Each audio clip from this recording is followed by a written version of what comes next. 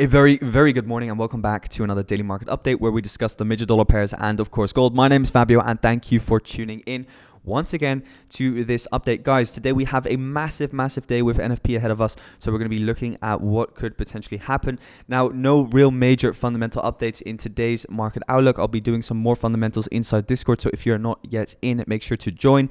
Yesterday we had the European Central Bank cut interest rates and I wrote up a nice piece about it inside Discord, so make sure to check that out. Now, looking at EURUSD, we have obviously seen an overextended push in towards the upside. So let's state the obvious, guys. We're all looking for a potential pullback. I think that is clear. Nobody wants to be buying over here. Everybody wants to be looking for a potential sell. However, we need to time that sell to absolute perfection, because otherwise what could happen is that the market just continues pushing up higher. And then if you watch yesterday's video, we could just see ourselves push to the moon right over there. Okay, so we need to take into consideration that EURUSD could continue pushing up higher, definitely with NFP today, but there is no certainty. So it's a little bit of gambling. I'm personally not going to be trading today. I'm going to be waiting for NFP to come out, and then on Monday and Tuesday I'll be looking to enter new positions once again. But guys, what has happened?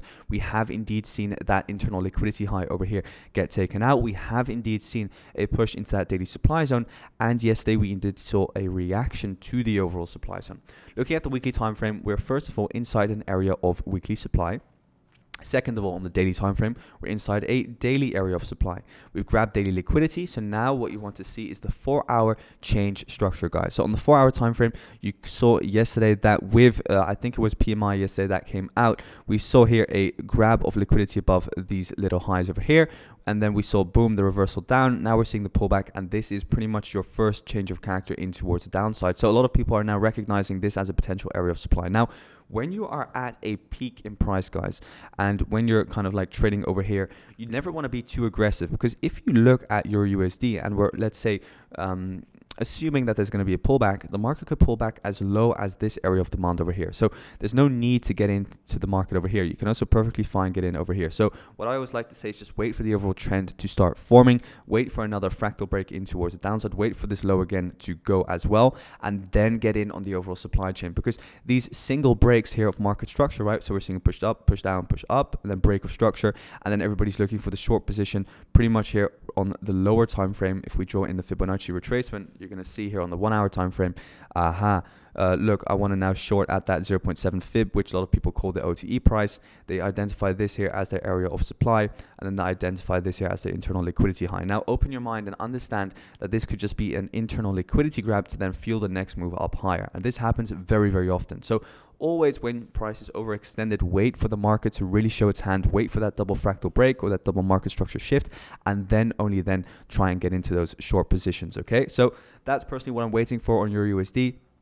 I'm not interested in getting into any more buys, obviously with NFP as well, but on the lower time frame, so being the 4 hour, I'm now waiting for the 4 hour structure to shift one more time. I want to see another low break, and then I'll be interested in getting into short positions. Otherwise, I just see this as an internal liquidity grab to then fuel the next move up higher. Now today, what I'm looking for with NFP is that the dollar index maybe makes a nice retracement into towards the upside. Will this happen? I am not sure. For the same reason, we could just continue with a rocket ship down lower. But if it does rebound, which would be nice, then we would have a potential entry opportunity again from this daily area of supply. Okay, so still my overall analysis stands on the dollar. I'm still expecting 100 to be hit next, looking for this key level of support here on the dollar to get hit. So there is still a lot of room for further downside.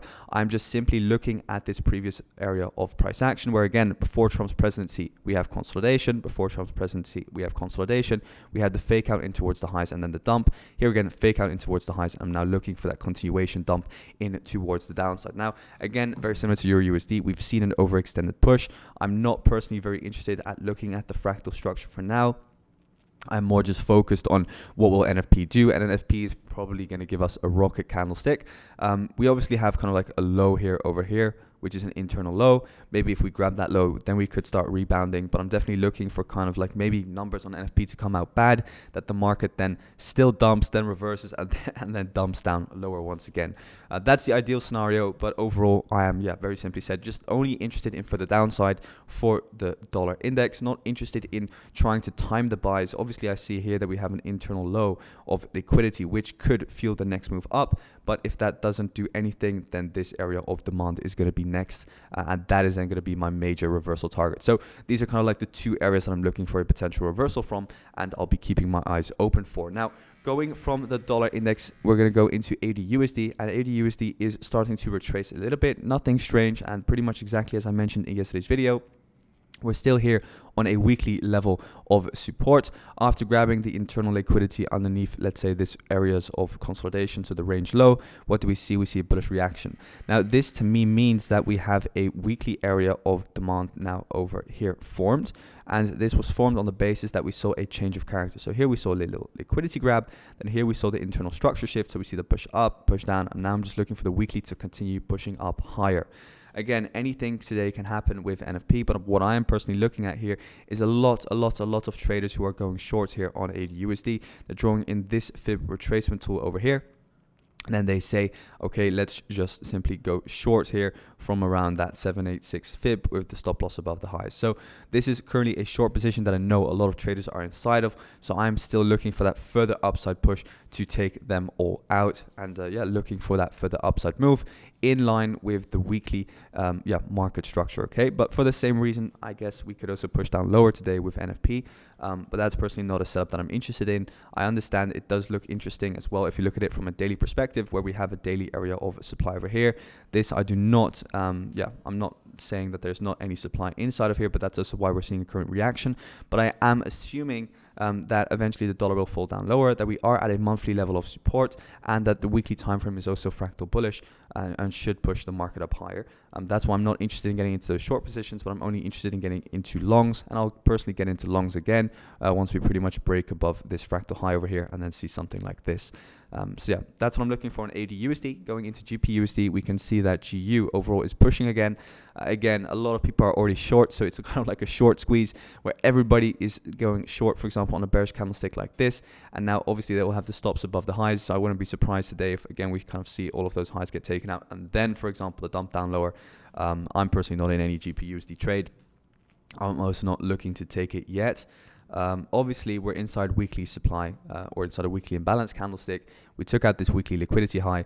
Then if you go into the daily time frame, you can also see on the daily that you have an area of consolidation here, which should cause some slowdown and should cause a reaction. But again, I'm just patiently waiting with my sniper to get in at the right time, guys. I'm waiting for example, these highs to get liquidated. This then becomes your fractal low, and then where you, for example, see like an order flow shift happen in towards the downside where we could get in on. Personally, at this point in time, this is still your fractal high, this is still your fractal low, so you're still bullish. So it doesn't make any sense, in my opinion, to get into shorts yet, only until we break this high. This then becomes your market structure low, and then if we break that, then you could start looking at short positions.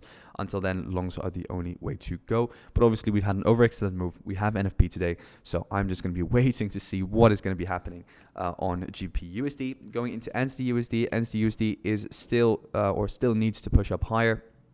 In my opinion, looking here at the weekly time frame, again, not a lot has changed. We're still at a key level of support here on the weekly time frame. The weekly demand is also still in control here. This zone, right? You guys know it. So still looking for further upside from that weekly area of demand. Draw in the fractal Fibonacci retracement over here, and then you see, okay, we get that 618 fib retracement, and we're pushing up higher now. So I'm still looking for further upside in towards weekly supply over here. And looking at the daily time frame as well, very similar to AUDUSD. A lot of people are getting into short positions from this supply zone over here. So I'm just looking for that supply zone to get taken out very, very soon. So looking for that next push up in towards that weekly supply to take out the highs on NZDUSD. Not interested in shorts myself. Again, I could be wrong, but I just know that a lot of people are getting into short positions here. Again, on this fib retracement over here. They have this as the break of structure, and then this here is kind of like the market structure shift, and then your supply zone. For me, this is just not interesting at the moment. Normally it would be, but the weekly structure for me is just too obvious that it wants to push up higher. Again, I could be completely wrong, but what I am looking at is that the market does indeed push up just slightly higher, guys, and at least takes out that high over here, and then I'll be interested in getting into potential shorts again, because then the liquidity has been grabbed and the overall higher time frame narrative has also been fulfilled. Okay, so that's what I'm looking for in NZDUSD. And then last of all, we have, of course, gold. So gold itself has been consolidating. You guys know it on the lower time frame especially here on the 4-hour time frame. It's extremely visible, but on the 1-hour time frame, it's the most clear. You can see here on the 1 hour that we have an area of consolidation, and that leads to another area of consolidation. So a lot of people are asking me, Fabio, what is the setup on gold? Guys, gold is consolidating and waiting to break out with NFP news. Also, today we have Trump, who is going to be hosting a crypto summit at the White House. So that's also going to cause a lot of volatility. And what you can see with gold here is that we're just sweeping lows. Here again, we're just sweeping lows. Here at the top, we're just sweeping lows. So everybody who's trying to go short from this area of supply, they get stopped out. Everybody who's going long from this area of demand, they here get stopped out. So wait for the market to choose its direction, or just get in at the extremes, but understand that you need to put your stop loss a little bit wider, because those liquidation events can happen, right? So we're nearing resistance here at support. I'm expecting the market to break out during NFP. But yeah, just stay safe and understand that a lot of liquidation events have been occurring and can still occur. Overall, I'm still interested in further upside for gold, because gold is just simply bullish. So let's keep an eye on that. This will also be dependent on the situation between Russia and Ukraine, and also what happens between Israel and Hamas in the Middle East. So read about that, what is going on, what's going to happen. For now, I mean, we've now had a double liquidation of the lows. So again, that's why we're pushing up higher. Let's see if we can reach this high very soon. And that's preferably also what I want to see as well. So that's it for today, guys. Thanks so much for tuning in. Wish you a fantastic trading day. And yeah, we'll speak soon.